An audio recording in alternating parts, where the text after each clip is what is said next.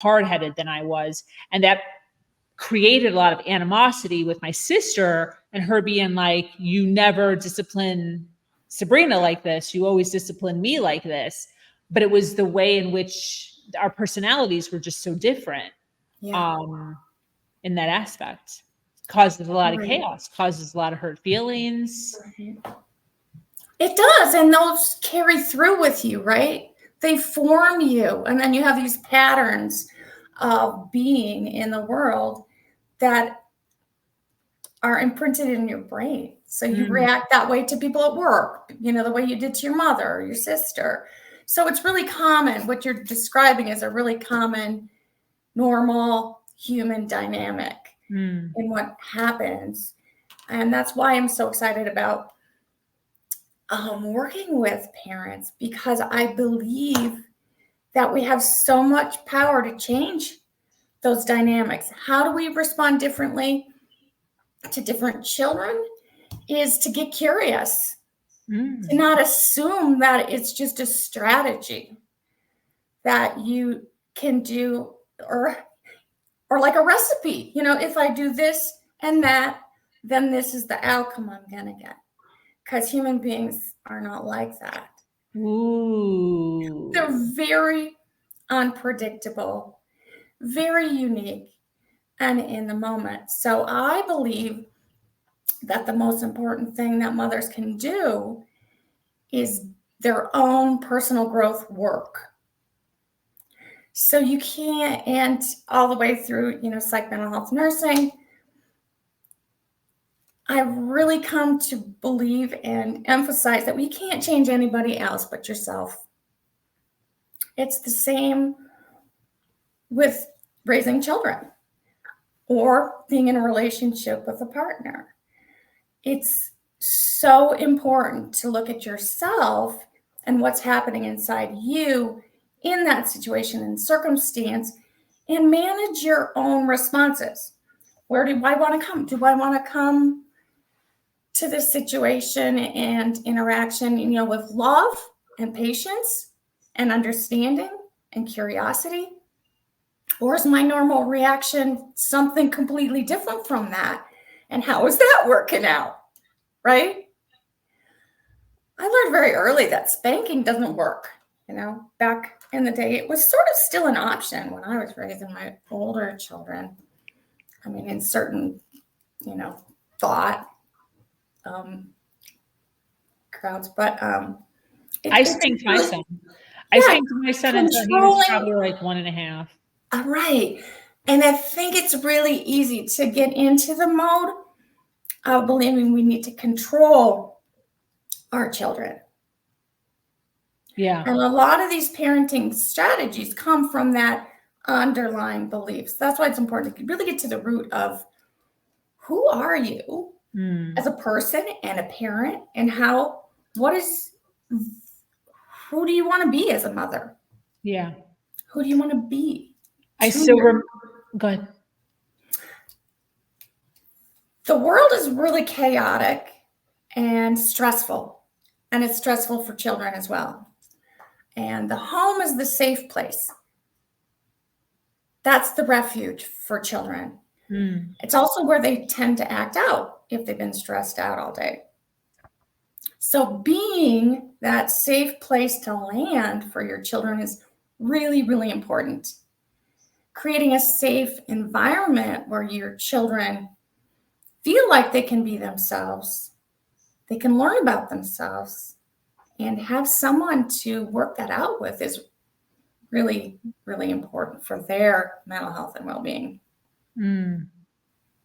Yeah. I still remember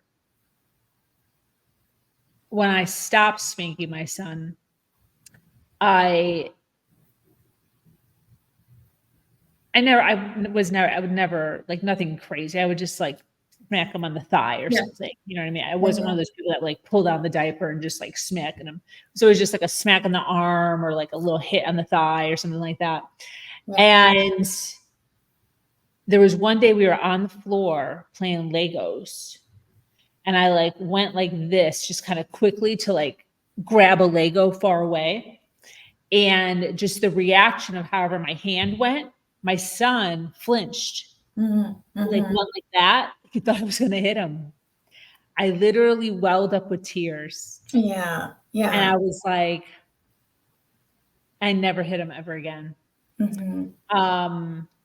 But yeah, to your point, there are, different ways and means of generations, have changed some as far as that goes, and being able to keep our children in line. I totally get that.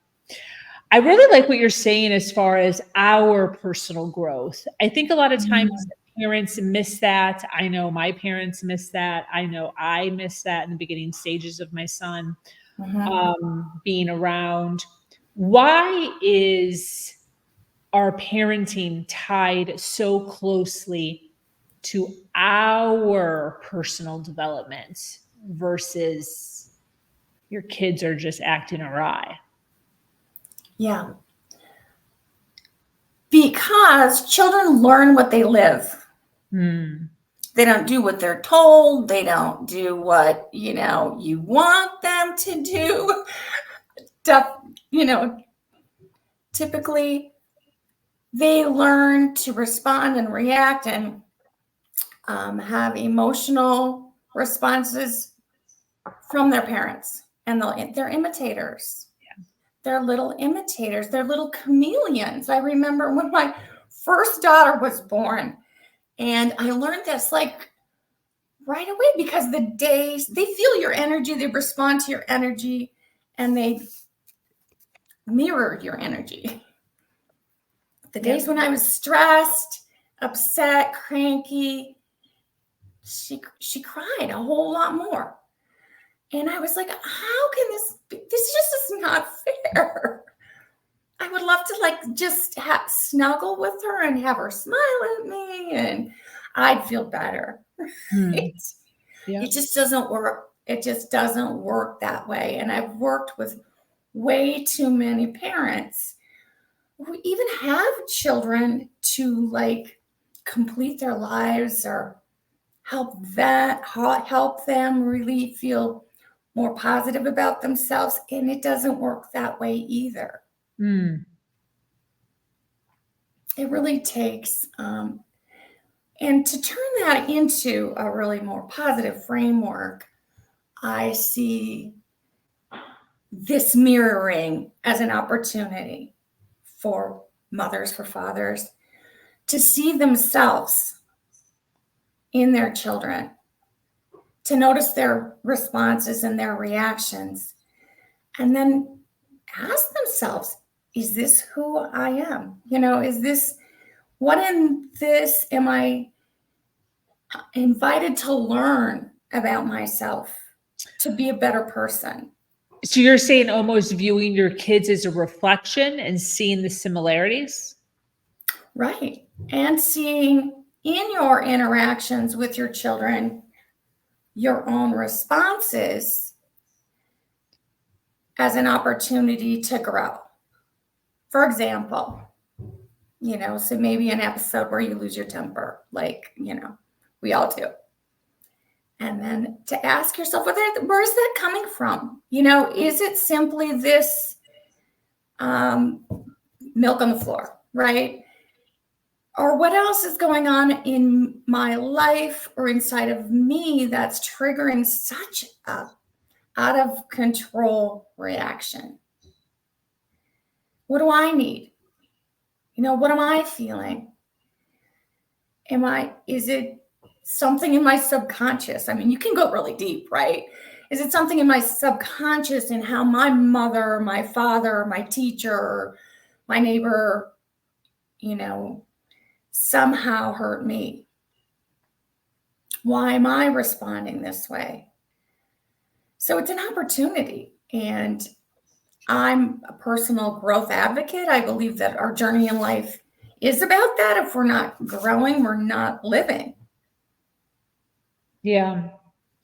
I like this. So staying curious, working on your own personal growth, seeing the mirror or the reflection of yourself in your children, What about this concept that I know that you speak on a lot regarding letting go? Letting go. Oh, wow. Is that a lifelong learning process, right? We all have beliefs that are really strong inside of us. I'll give you an example of a letting go for me that's really hard, has been hard. I loved parenting, loved it. It's been challenging. They all challenged me at different ages. I found the transition to adulthood being the most challenging phase for me, involving so much letting go. You know, I don't know. I don't, letting go of my need to have them communicate with me, right? Letting go of my need to meet their needs, because our roles become entangled and entwined with them, and it changes. So at each stage, there's a letting go. You know, when they're really little, we're meeting all their needs. And then as they move into, school age and teenage years, there's a letting go of those old roles and expectations that we had with children at different ages and stages. Did you follow me? Yeah, absolutely. I'm just thinking of just the basics, like changing diapers, feeding to not, right? The transition even from 0 to 5 years, and then from 5 years to 10 years, and then 10 to 15. Yeah, there's huge gaps where they're evolving and needing you less and less. Yeah. So even as a mother, we are stressed and overwhelmed with all these things. We're also getting some satisfaction in it. And as we grow, as they grow, there's a lot of questions to ask ourselves. Yeah, there's that whole sense of like being needed. Really big, really big. There's a couple of concepts that I've become really aware of in motherhood. Being needed. And another one is sacrifice. The concept of self-sacrifice. What does that mean? Of course you're going to sacrifice if you're getting up in the middle of the night and you're changing diapers and you don't have, full control of your body anymore. They're, on your, pulling at your body. You might be breastfeeding, or the body's image has changed from the birth process. So there's a lot of letting go. And I believe, with emotions, they're all important. There's some that, they're all teaching us something. There's sadness in letting go. There's relief in letting go. There's grief in letting go. And a lot of stress in the change, in managing the change.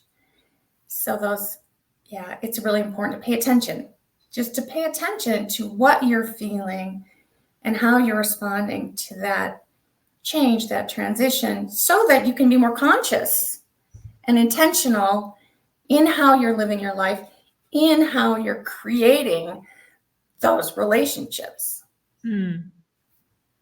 Yeah.